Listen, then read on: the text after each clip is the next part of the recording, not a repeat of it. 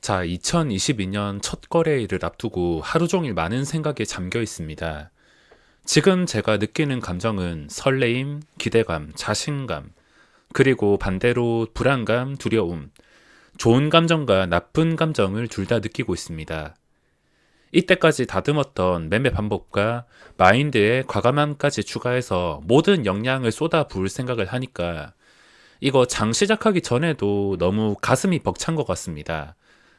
물론 무조건 수익을 본다는 것은 아니며 망할 수도 있다는 두려움이 있지만 이때까지 벌었던 돈을 완전히 다 날리는 게 아닌 이상은 뭐 비싼 서울로 이사 갈 것도 아니고 어느 정도 즐겨야겠습니다. 썸네일을 보시면 물지 않을 거면 짓지도 마라. 이걸 주식에 대입해서 설명드리자면 당일 매수 목적이 단타든 스윙이든 간에 매수할 거 아니면 분류도 하지 말라입니다.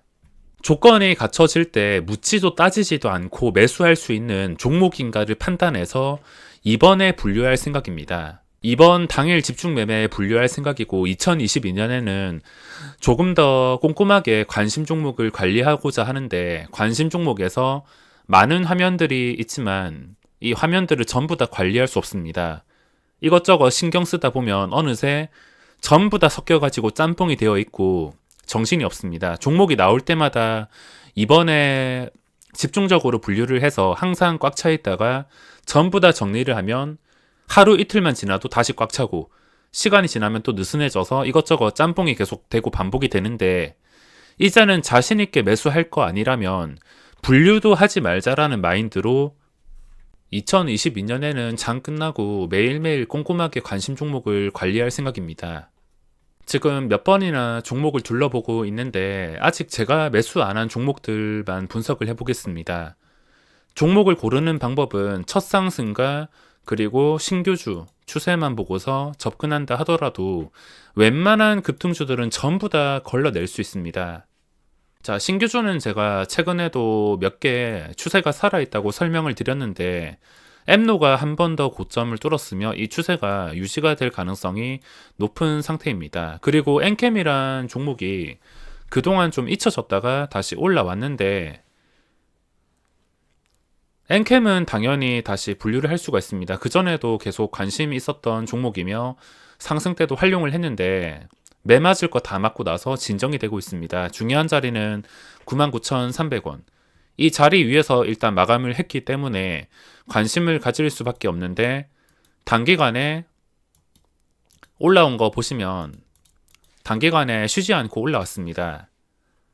이런 종목이 완벽해지려면 여기서 수직으로 올라간다면은 함부로 따라잡지는 못하겠지만 만약에 여기서 한 일주일 정도 시간을 넉넉하게 잡고 일주일 정도 다시는 한금선 밑으로 내려가지 않는 것을 확인한다면은 그때는 과감하게 넣을 수가 있습니다.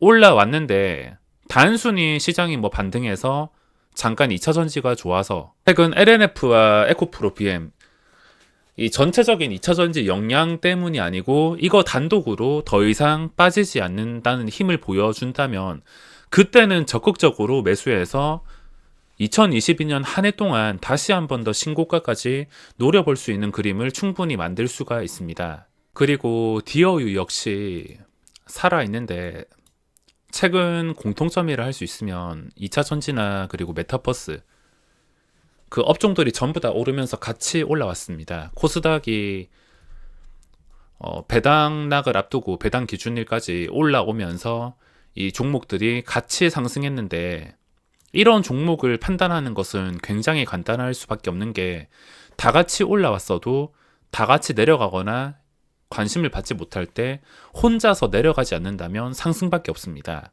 게다가 중요한 자리까지 굉장히 쉬운 자리에서 근접해 있기 때문에 이게 진짜 좋은 종목이라면 일주일 지나서도 이 자리에서 계속 거래가 될 것입니다.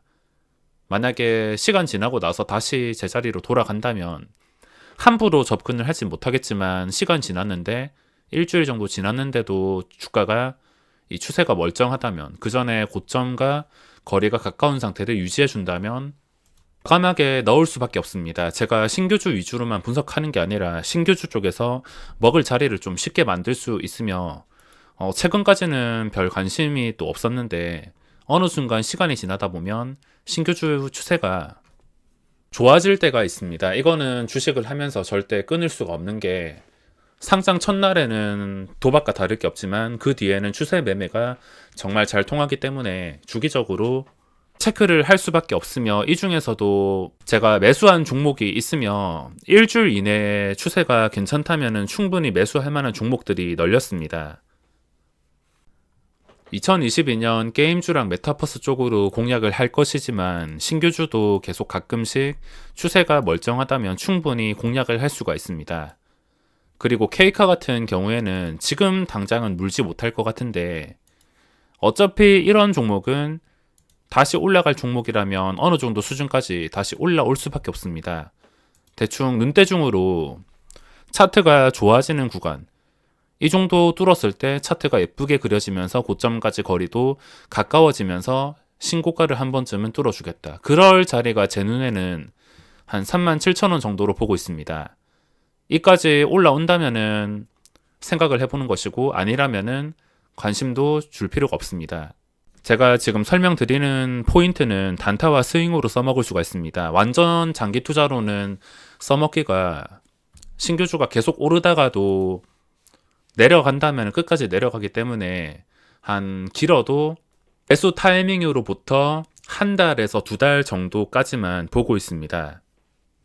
그리고 이노뎁도 시간이 지나서 차트가 예뻐지려면 한 3만원 정도, 시간 지나가지고 이 자리를 회복해서 종가를 형성한다면 그때 과감하게 들어가면 되는 것이고 그게 아니라면 들어갈 필요가 없습니다.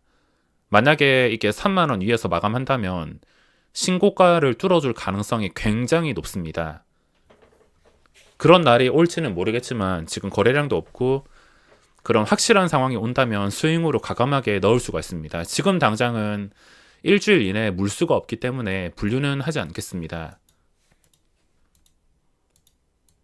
하나를 매수했는데 제가 매수한 종목은 따로 설명을 드리진 않겠습니다. 그리고 지오 엘리먼트, 그 전에 충분히 강했던 종목인데 전체 좀 추세를 길게 본다면 추세가 쉽게 무너지지 않고 있습니다. 쉽게 내려가지 않고 다시 시간이 지나서 황금선 위에 있는 시간이 길어진다면 이것도 순간적으로 급등이 나와서 계속해서 계단식 상승이 나올 수가 있습니다. 쉽게 판단하는 방법은 종가 기준으로 한 적어도 42,000원? 종가 기준으로 42,000원에 위에서 마감을 해준다면 그때 다시 신고가를 돌파하는 분위기가 나올 수가 있습니다. 올라가는 척 하다가 윗골이 달리면 소용없고 종가 기준으로 한 이 자리, 종가 기준으로 봤을 때 케이카나 뭐 지오 엘리먼트나 그 외에 여러 가지 종목들, 급등을 준비할 수 있는 종목을 쉽게 찾아볼 수가 있습니다. 자, 그리고 계속 설명드리고 있는 펄어비스, 이거는 마지막 거래일에 14만원 뚫었다가 이거를 유지하지 못하고 막혀서 그 밑에서 마무리를 했습니다.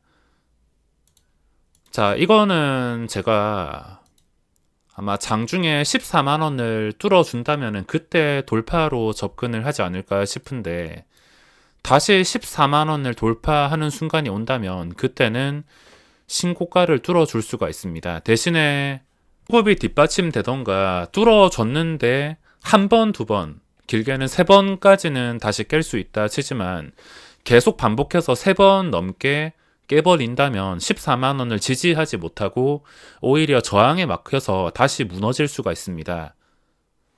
제 매매 영상을 보시면 아시겠지만 어떤 자리를 뚫었을 때 그 자리를 반복해서 깨버린다면 리스크 관리를 위해서 일단은 후퇴하고 다시 뚫어주는 타이밍에 재진입을 하는 모습을 많이 보여줬습니다. 결과만 봤을 때 만약에 오르게 된다면 사고 파는 게 손해이긴 하지만 최대한 안전하게 확실하게 매매하기 위해서는 가야 할 자리 근처 초기에 매수하고 뚫어주는 것을 계속 실패한다면 유지하는 것을 반복해서 깨버린다면 매세가 아깝더라도 그렇게 대응하고 있습니다. 그리고 최근에 올라오는 종목인 넥슨시티와 QSI, 지금 추세가 멀쩡한 상태라서 분류를 했습니다. 넥슨 GT도 올라갔다 하면 하루에 20% 이상 올라가는 종목인데 최근에 커다 엄청나게 큰 상승은 아니지만 7%의 상승이 나왔습니다. 게다가 차트가 좀 예뻐지는 자리까지 올라왔기 때문에 지금 자리에서 다시 5일선만 깨지 않는다면 치고 박다가 결국에 다시 최근의 고점을 뚫어주지 않을까라는 생각에 분류를 하게 되었습니다. 치고 박다가 뭐 하루에 2, 3% 다시 빠지는 건 상관없지만 다시 종가 기준으로 5일선 밑에까지만 내려가지 않는다면 알아서 치고 박다가 순식간에 고점을 뚫어줄 가능성이 높아 보여서 이것도 분류를 했습니다. 그리고 QSI 그동안 좀 잊고 있었는데 이걸 다른 관심 종목에서 저는 찾아냈습니다.